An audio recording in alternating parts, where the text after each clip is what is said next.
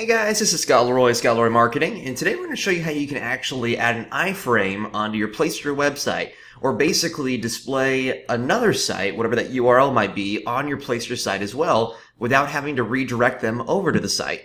Alright, so this works fantastic if, say, for instance, you want to add inside, I know sometimes there are, quote-unquote widgets where you can actually add them onto your Placester site, where people can search for stuff. You can actually add inside like a Facebook-type plugin where people can view it as well. But it has to be an iframe. All right, you can't use JavaScript on the Placester site. So in order to actually find the back end of the Placester site, first let's hover over Technology. All right, and go to KW Websites, that second option down, so we can access our Placester site like we always have. All right, and then on here, we're going to click on Go to My Website so we can actually access our site. All right, so that'll take us directly back over to our Placester website. So on here, what I'm going to do is I'm actually going to add inside a new page. So I'm going to go down to the Edit Site option over here on the left-hand side. So that way I can add inside a brand new page for this particular URL that I'm going to add in. All right, so I'll do Edit Site. I'll click on Pages up here at the top. Let me scroll up so you can see everything. So we'll click on the Pages option so we can add inside a new page. All right, and then all we have to do to add inside a new page is click that plus sign. All right, we can add in a new page immediately. There we go. So in this case, well, and then as you can see, there's a tour on here. I'm going to X out of that though. For our template, we'll typically want to make this the default page template. All right, so that way you can add inside the page title, and then you can add inside the content. So on here, I'm going to put inside Scott Leroy Marketing. All right, so now I have my page title created. So now all that I need to do is add inside the iframe link. Alright, so what you can do is you can go to Google. There are plenty of iframe generators. So I'm going to type inside iframe generator on here. Alright, you can use any of these that you want to. I'm just going to use this first one that comes up, iframe-generator.com. That's perfect. Alright, and once we pull that up, alright, then we're going to have a couple different items that we can work with. And obviously play around with this and see what fits the best on your website. Alright, for my width and height, I'm just going to start off with 650 by 650, just to be safe, to have something to play with. I don't want to add inside a scroll bar, so I'm going to keep that as no.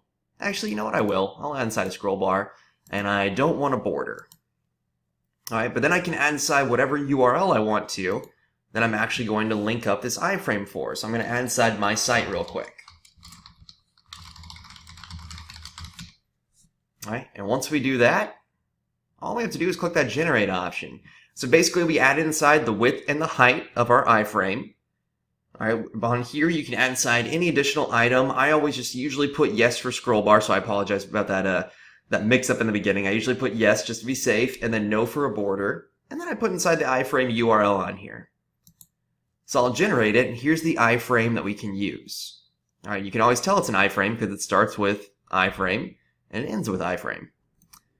Alright, so that's how I can always tell when someone sends over a code and says, can you add this to my website? I can tell immediately whether or not it can be added to the Placester site just from that. Alright, so I right-clicked and I copied it. So now under Placester on here, I'm going to click on the little HTML option. Alright, it's going to be the less than, slash, and then the greater than sign. Alright, and that's where we can actually view our HTML. So when we view that, alright, we can just paste this inside now. Update it. Alright, and then it'll start to display. So as you can see, now it's starting to display our site on here. Alright, and of course, if you want to make this a full page width, you're definitely more than welcome to, so it doesn't have the listing search option or the contact option on the right-hand side, so I might suggest that. Alright, and then you can add inside the meta title and meta description. Once again, this is the information that'll display whenever someone finds your listing, or in this particular case, I guess technically a listing, but your page on your website. Alright, over on any search engine, whether it's Google, Bing, Yahoo, whatever search engine they might be using. Alright, so I'm going to leave that blank for the time being, but I'll click Save. You can edit your menu if you want to, but I'm going to click Close on here to get an idea as to what our site now looks like. So I'm going to click on View Live Site up here. Alright, here's Scott Leroy Marketing up here at the top right. Alright, once I do that, here's what the iframe looks like. Alright, so now I have basically a website within a website. Alright, so this is another way where you can actually have people look at another site without directing them off of your website. Alright, so it's a great way for them to interact with other sites that you might have via iframe. All right, it won't really help out your SEO or anything of that sort, but it is a great way to kind of keep them on your site. All right, so that is an option that you have on your Placester website.